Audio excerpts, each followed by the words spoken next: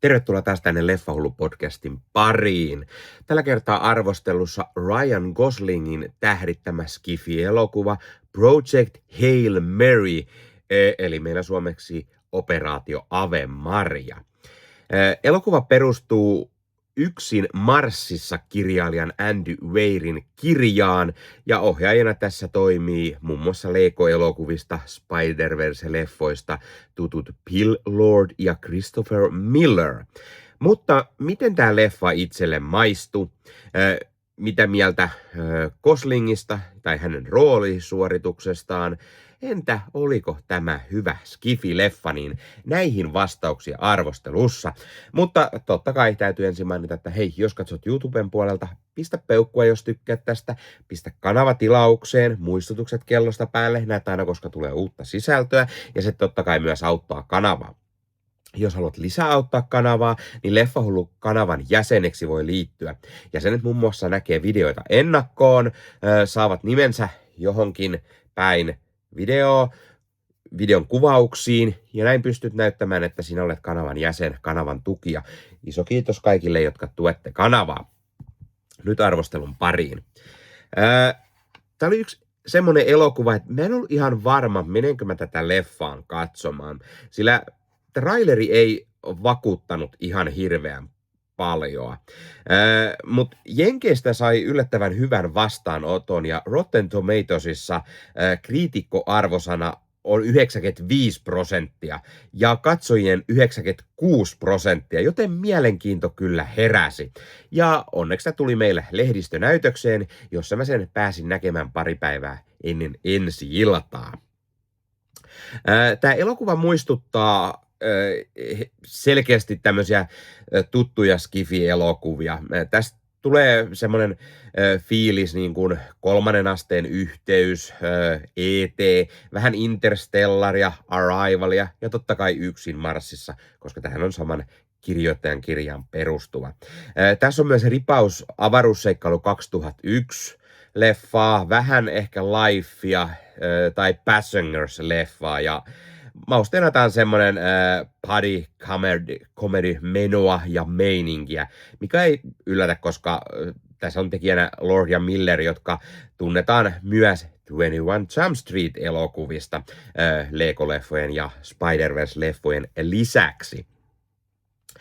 Ryan Gosling on siis pääroolissa, ja hän on jälleen kerran mahtava pääroolissa.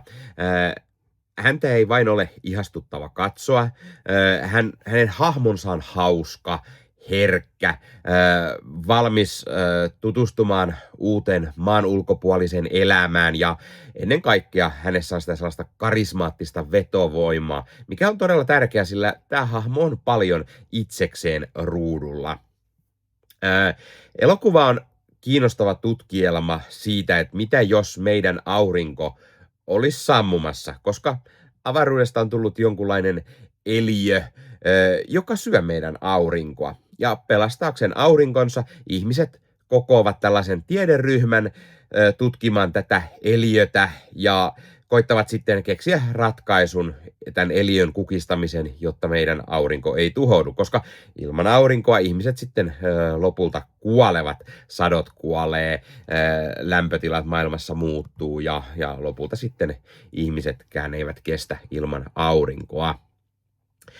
Tämä elokuva on todella näyttävä. Siinä on hienoja skifi-elementtejä, on avaruusalusta ja maan ulkopuolista elämänmuotoa, jota tämä päähahmo Grace kutsuu Rockiksi, sillä se on semmoinen kivinen möykky. On myös hienoa avaruusalusmenoa, kävelyä avaruudessa, kaikkeen nättiä, mitä just kunnon skifi-leffassa onkin. Enempää mä nyt halua hirveästi spoilata mitään.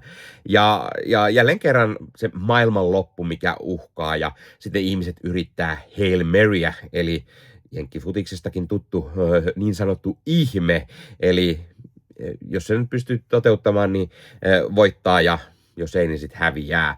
Niin tää on tämmönen viimeinen yritys. Mä tykkäsin myös siitä, että tää on tämmönen buddy comedy meininki, jossa tää Goslingin esittämä Grace ja sitten tämä Rocky avaruusentiteetti, ne tutustuu toisiinsa, opettelee kommunikoimaan keskenään, ratkaisemaan molempia rotuja uhkaavan tuhon, kun molempien aurinkoa syö tämä sama öttimöttiäinen. Leffassa kuullaan Daniel Pembertonin musiikkia, jotka on siis todella hyvät ja jylhät ja sopii hienosti tähän leffaan. Ja tämä elokuva siis perustuu Andy Weirin kirjaan, eli saman kirjoittajan kuin teki Yksin Marssissa -kirjan, josta sitten Ridley Scott teki elokuvan 2015.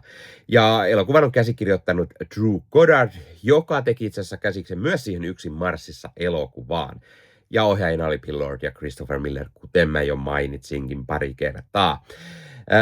Ja tosiaan elokuvan tarina on aika lailla se, että tämä Goslingin esittämä hahmo, hän herää keskellä avaruutta, avaruusaluksessa. Hänellä ei ole täysin muistikuvaa siitä, että miten hän on sinne avaruuteen päätynyt ja mitä muistikuvaa hänen menneisyydestäänkään ei kunnolla ole. Joten tässä lähdetään niin kuin semmoisen jännällä asetelmalla, että katsojakaan ei täysin tiedä, että mitä ihmettä tapahtuu. Mutta sitten leffa alkaa avaamaan ja kertomaan tämän Gracen menneisyyttä tai sitä, miksi hän on valikoitunut tähän operaatio Ave Mariaan ja miksi hän on siellä avaruudessa ja mitä hän yrittää siellä tehdä. Ja sitten tosiaan hän tutustuu tällaisen avaruusentiteettiin ja sitten heillä molemmilla on se sama niin kuin päämäärä, eli molempien aurinkoa uhkaa tuho ja heidän pitää yhdessä keksiä ratkaisu sille, joten se on niin kuin semmoista ihanaa kaverimenoa ja meininkiä, hyvää huumoria ja sitten se on paljon tiedettä myöskin, koska nämä yrittää niin kuin tieteen avulla tietenkin tämän ongelman ratkaista. Gosling tosiaan vetää todella hyvin tässä ja vaikka tämä leffa keskittyykin Ryan Goslingin hahmoon siellä yksin avaruudessa, niin me myös nähdään, miten hän ajautuu sinne avaruuteen ja maapallolla on myös muita hahmoja, joita tässä nähdään, eli puhutaan vähän muista näyttelijöistä. Mukana tässä on muun muassa Sandra Hüller, joka on tällainen projekti Ave Marian vetäjä Eva Stratt. Hüller on semmoinen vakavampi tutkija ja hänestä huokuisasta johtajuutta, ehkä upseerimaista vetovoimaa, joskin tämä hahmo ei tainnut olla armeijassa, vaikka tekeekin armeijan kanssa töitä. Lionel Boyce on Carl, eräänlainen turvamies kautta tämän Gracen ystävä sitten leffan alkupuoliskolle, ja Boyce tekee semmoisen ihanan lämminhenkisen sivuroolin, joka itse asiassa muistuttaa todella paljon hänen rooliaan The Bear-sarjassa. Gen Leung nähdään kapteeni Jaona, joka siis toimii kapteenina tässä operaatio Ave Mariassa siinä avaruusaluksella, kun avaruuteen lähdetään. Ja sitten James Ortiz on tämän avaruusolio Rockin äänenä. Vaikka tämä hahmo ei siis puhu englantia, niin Grace tekee tietokoneen avulla tälle sitten äänen, kun he opettelevat kommunikoimaan keskenään. Kaiken kaikkiaan tässä leffassa on siis osa-alueet hyvin kohdillaan. On hyvä tarina, se on mielenkiintoinen ja sitten näytetään sitä syitä, miksi tämä päähahmo on siellä yksin avaruudessa. Hän on tämmöinen tutkija, josta on tullut sitten koulun opettaja, mutta miksi sitten opettaja otetaan tähän hommaan mukaan ja miten he tutkivat tätä aurinkoa syövää eliötä, yrittää sen voittaa ja miten sitten lähdetään avaruuteen, koska siellä huomataan, että nämä eliöt on käynyt monella planeetalla ja syömässä aurinkoja ja muuta, mutta yksi on elossa, vaikka he ovat siellä olleetkin, joten mikä sen syy on, niin sitä lähdetään sitten tutkimaan avaruudesta. Ja on todella mielenkiintoinen se elokuvan tarina. Tässä on todella hienot tehosteet, todella hienot erikoistehosteet. Siinä on hienoa skifiä, todella hyvää lavastusta. Kuvaus on toimivaa, musiikki kuten jo sanoin, sekä hyvät näyttelijät, Ryan Gosling tietenkin etunenässä, niin ne kaikki yhdessä tekee tästä hyvän elokuvan. Ja sitten se, että kun tässä leffassa nähdään myös sitä sellaista tiedettä ja opettavaisia hetkiä, niin mielestäni todella kiinnostavaa. Ja mä tykkään, että mahtavaa nähdä semmoinen skifi-elokuva, mikä ei ole osa jotain franchisea. Joo, mä tykkään paljon Star Trekistä, Star Warsista, jne, mutta hauska nähdä, että on tämmöinen oma itsenäinen elokuva. Vaikka tämä on siis yksi Marsista kirjailijan, tämä ei ole sille jatkoa, tämä ei liity siihen mitenkään, vaan tämä on täysin oma itsenäinen tekele, ja se on aina virkistävää. Elokuvalla on kesto hiukan yli 2,5 tuntia, mutta itse asiassa se oli varsin sopiva kesto. Tämä leffa saattaa paikoitellen edetä ehkä hiukan rauhallisesti, joten tämä ei ihan välttämättä ole kaikkien makuun, mutta mun mielestä tämä oli tosi hyvä leffa. Ja se komedia, se huumori tasapainottaa tätä aika hyvin, ja sitten rauhallisuudenkin keskellä tässä on paljon semmoista niin kuin jännittäviä hetkiä, semmoista thrillerimäistä tuntua, ja sitten sitä skifi-elementtejä.